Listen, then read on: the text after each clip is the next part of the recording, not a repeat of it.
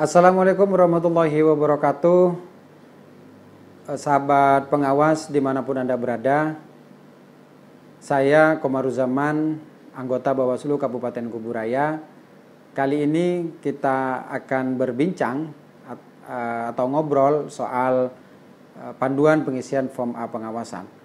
Sebagaimana kita ketahui bahwa Form A pengawasan itu adalah alat kerja yang digunakan untuk mencatat hasil dari pengawasan kita, hasil dari pengawasan yang sudah dilakukan oleh sahabat-sahabat pengawas dimanapun ketika tahapan pilkada atau tahapan pemilihan itu pemilihan dan pemilu ya dilakukan. Nah, dari hasil kerja-kerja pengawasan itu maka harus dituangkan dalam Form A pengawasan sebagai bentuk atau bukti bahwa kita telah melakukan pekerjaan pengawasan. Ada beberapa dasar hukum yang mendasari Form A pengawasan ini. Jadi yang pertama adalah Undang-Undang Nomor 10 Tahun 2016 tentang perubahan kedua atas Undang-Undang Nomor 1 Tahun 2015, penetapan peraturan pemerintah pengganti Undang-Undang Nomor 1 Tahun 2014 tentang pemilihan gubernur, bupati, dan wali kota menjadi undang-undang.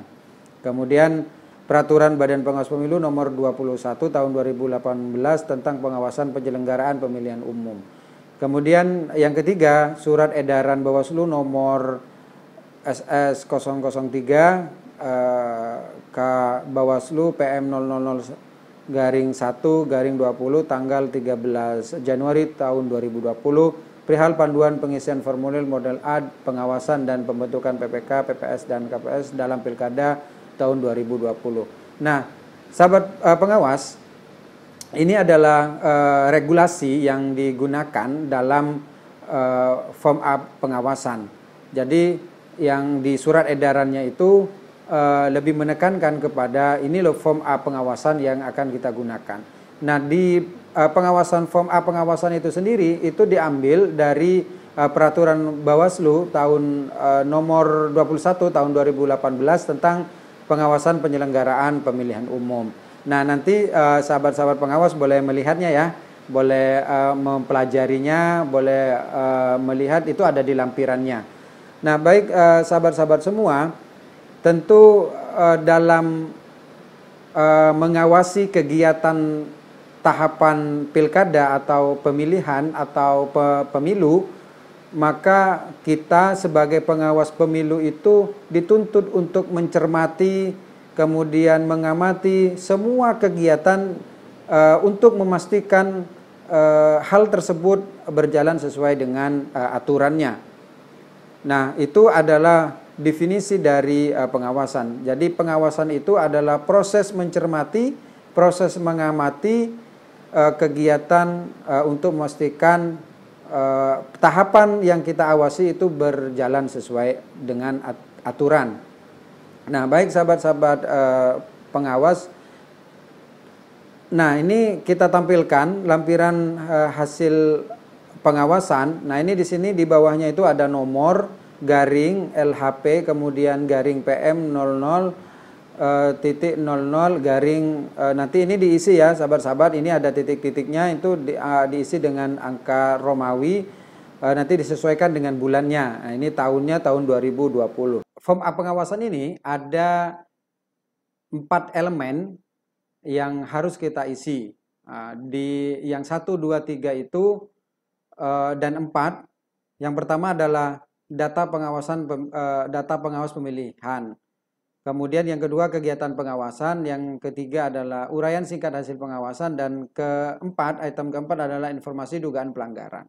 Nah, sahabat-sahabat pengawas yang saya banggakan, data di pengawas pemilihan ini ada beberapa sub item lagi, yaitu ada tahapan yang diawasi, terus kemudian nama pelaksana tugas pengawasan, kemudian ada jabatan, lalu kemudian ada nomor surat tugas, surat perintah tugas, dan yang terakhir ada alamat. Nah, di data pengawasan pemilihan ini yang paling krusial atau harus kemudian teman-teman harus isi itu adalah nomor surat perintah tugas. Diisi sesuai dengan surat tugas yang dibawa oleh teman-teman yang dikeluarkan oleh sekretariat, tentu itu ditandatangani oleh ketua.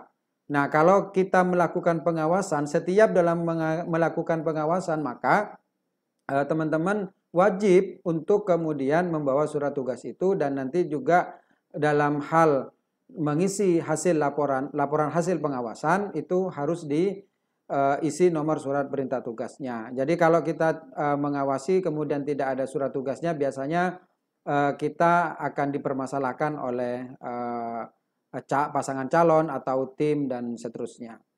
Nah, ingat ya teman-teman ya, sahabat-sahabat, yang harus kemudian diisi itu adalah semua harus diisi, tetapi yang paling penting dan urgent itu harus diperhatikan yaitu adalah nomor surat perintah tugas.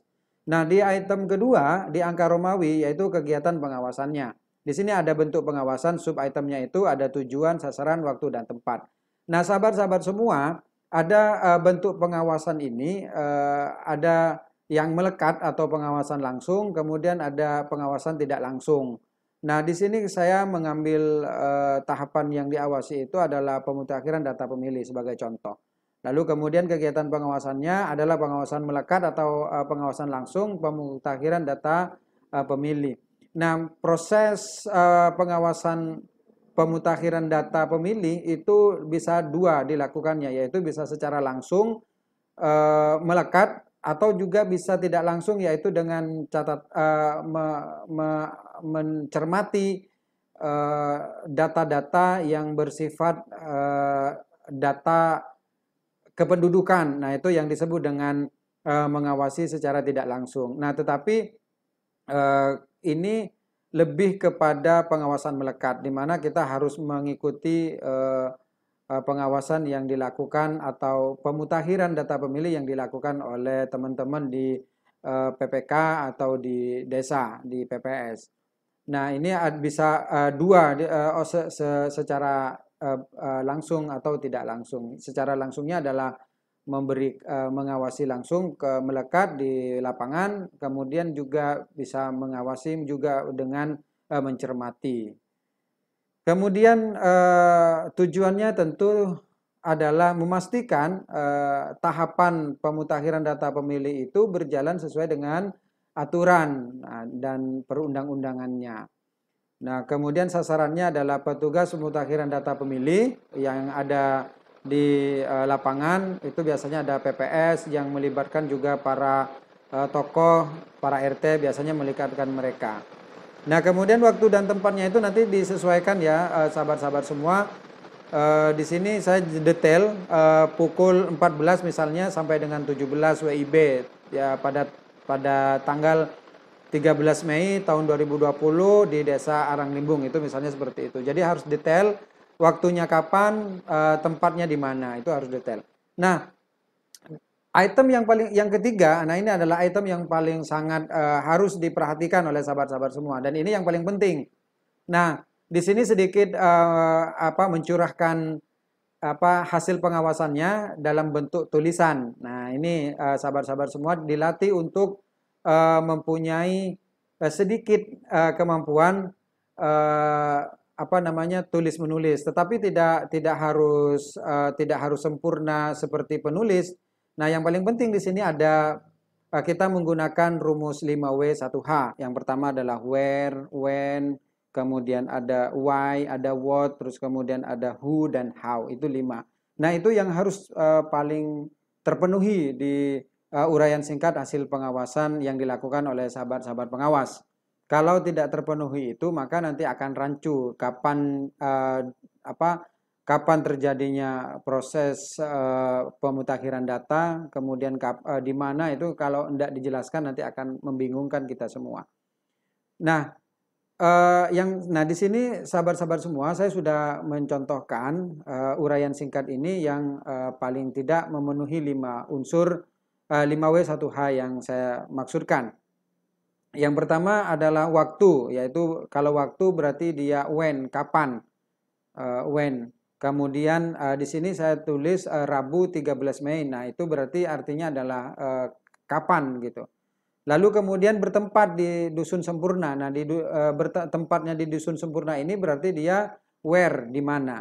Lalu kemudian dilakukan pemutakhiran data pemilih. Nah, ini adalah namanya apa? Di situ dia unsur yang di 5W-nya itu adalah what, apa yang dilakukan. Lalu kemudian ada who. Nah, siapa yang melakukannya itu? Nah, di situ ada petugas. Nah, nanti petugasnya itu disebutkan secara detail ini siapa namanya. Lalu kemudian kalau ada identitas lain ya tolong disebutkan, ada beberapa orang yang dilakukan, misalnya dilakukan oleh Budi dengan Tono, misalnya seperti itu. Lalu kemudian why, kenapa? Nah, ini kenapa, misalnya di situ ada proses pemutakhiran. Nah, di sini ada 10 kakak yang tidak dapat terverifikasi. Nah, kenapa? Nah, di situ juga harus dijelaskan karena tidak ditemukan keberadaannya. Jadi orang yang diverifikasi 10 kakak tadi itu di dusun sempurna itu tidak ada di tempat. Nah, tidak, artinya tidak terverifikasi, maka dia tidak memenuhi untuk sebagai syarat sebagai pemilih karena dia tidak ada di tempat. Nah, itu why dijelaskan. Lalu kemudian how, bagaimana prosesnya, yaitu petugas atau orang yang ditugaskan memutakhirkan data pemilih itu dia mendatangi, yaitu how-nya dengan cara mendatangi. Ini kan prosesnya, how itu bagaimana. Nah, jadi prosesnya bagaimana, prosesnya yaitu mendatangi setiap rumah. Nah, jadi itu contoh-contoh nanti bisa dipelajari oleh sahabat-sahabat semua.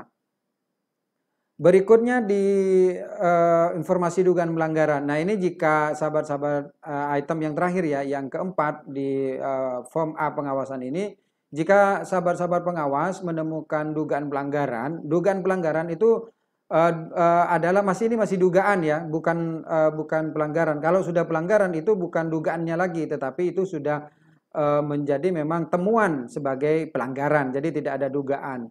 Nah, dugaan ini sepertinya kok ada tanda tanya besar, misalnya ini kok ini kayaknya janggal. Nah, apa itu pelanggaran? Nah, ini juga perlu saya sampaikan. Nanti mungkin ada beberapa teman di penanganan pelanggaran yang secara detail akan membahas ini. Tetapi pelanggaran itu sesuatu yang tidak sesuai prosedur, itu yang namanya adalah pelanggaran. Nah, di sini di informasi dugaan pelanggaran ini sahabat-sahabat pengawas, saya contohkan lain gitu, bukan pemutakhiran data pemilih, tetapi di sini adalah politik uang. Nah, jadi nanti bisa dibaca, dipahami oleh sahabat-sahabat semua. Intinya adalah jika sahabat-sahabat menemukan dugaan pemberian uang atau materi lainnya, itu dicatat. Nah, di sini ada peristiwa, ada sub itemnya ya, ada saksi, kemudian ada alat bukti, ada barang bukti, dan uraian singkat dugaan pelanggaran. Nah, berkaitan dengan semua itu, sahabat-sahabat semua, nanti ada sesi yang disampaikan oleh divisi penanganan pelanggaran yang akan menjelaskan secara detail. Nah, ini sama, peristiwanya apa, dugaan pelanggarannya, lalu kemudian tempatnya di mana, waktunya terkejadiannya di mana, lalu pelakunya siapa, kemudian alamat pelaku itu di mana. Nah, gitu. Lalu kemudian saksinya siapa, dan kemudian saksi ini dua ya, ada dua saksi gitu. Misalnya harus ini dikuatkan. Nah, di situ ada alat bukti, ada barang bukti. Nah, nanti lebih detailnya akan disampaikan oleh teman-teman pengawas di divisi penanganan pelanggaran. Baik sahabat-sahabat semua, demikian yang dapat saya sampaikan dalam hal ini panduan pengisian form A pengawasan. Semoga apa yang kita lakukan ini, apa yang saya sampaikan adalah bentuk dari cara belajar yang lain gitu, dari cara biasanya membaca, kemudian hari ini kita mendengarkan. Nah, ini akan sempurna sahabat-sahabat semua jika dikombin antara membaca dengan mendengarkan apa yang disampaikan. Nah, ingat Perbawaslu 21 nomor 21 tahun 2018 yang mengatur mengenai pengawasan pemilihan umum. Tetapi di situ kita menggunakan form A pengawasannya, ngambilnya dari situ. Baik sahabat-sahabat semua, terima kasih sudah mendengarkan apa yang sedikit yang saya sampaikan. Mudah-mudahan ini bermanfaat. Kurang lebihnya saya mohon maaf. Wallahul muwaffiq ila aqwamit thoriq. Assalamualaikum warahmatullahi wabarakatuh. Bersama rakyat awasi pemilu, bersama Bawaslu tegakkan keadilan pemilu.